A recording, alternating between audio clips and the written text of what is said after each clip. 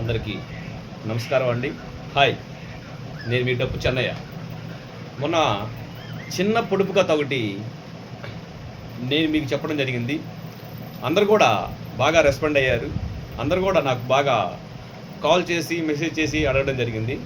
అందుకనే ఈరోజు కూడా ఇంకొక పొడుపు కథ లాంటిదే ఒక చిన్న కథల మీ కాడికి తీసుకురావడం జరిగింది.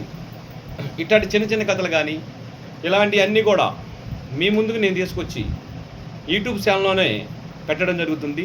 డప్పు చెన్నయ్య కోలాట బృందం యూట్యూబ్ ఛానల్, అలాగే ఫేస్బుక్, అలాగే ఇన్స్టాల్, ఈ మూడింటి కూడా ఫాలో అవుతూ ఉండండి.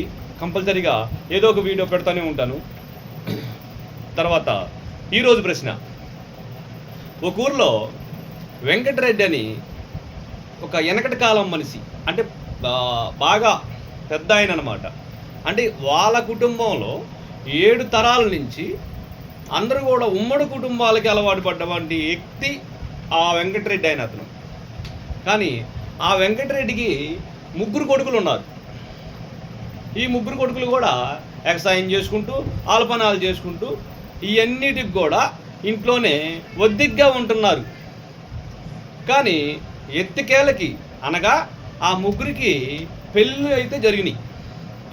మరి ఈరోజు ఈ కలికాలం ప్రపంచంలో మీకు తెలియంది ఏం కాదు, పెళ్ళిళ్ళు అయిన తర్వాత పిల్లలు వస్తారు, పిల్లలు వచ్చిన తర్వాత ఆలోచన మారుతాయి, విధానాలు మారుతాయి, అన్ని భాషలు మారుతాయి. కాబట్టి కూడా అందరూ కూడా ఏం చేశారంటే వేరుపడాలి అంటే డివైడ్ అవ్వాలి అని ఇవన్నీ వ్యత్యాసాలు పెట్టి ఆ ఉమ్మడి కుటుంబానికి ఏర్పడాలనే ఆలోచన ఒకటి అక్కడ దానికి పెట్టడం జరిగింది.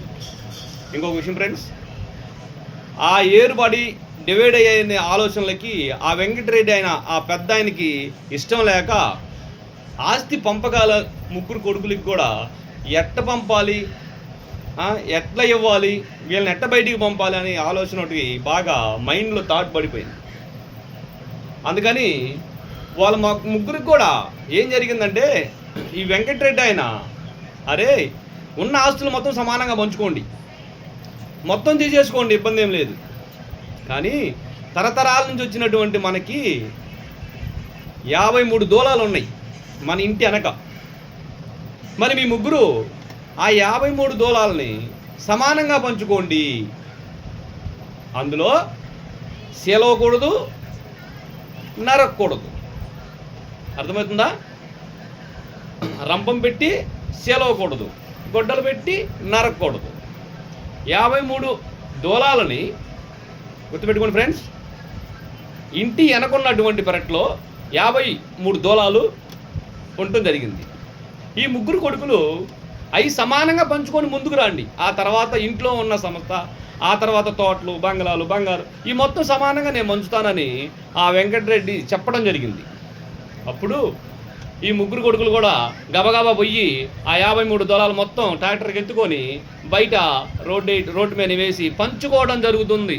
సో ఫ్రెండ్స్, 53 దూలాలు 3కి సమానంగా ఎన్ని వస్తాయి? మళ్ళీ చెప్తున్నా ఫ్రెండ్స్, మీకోసమే ప్రశ్న. 53 దూలాలు సమానంగా 3కి ఎలా వస్తాయి? గుర్తుపెట్టుకోండి.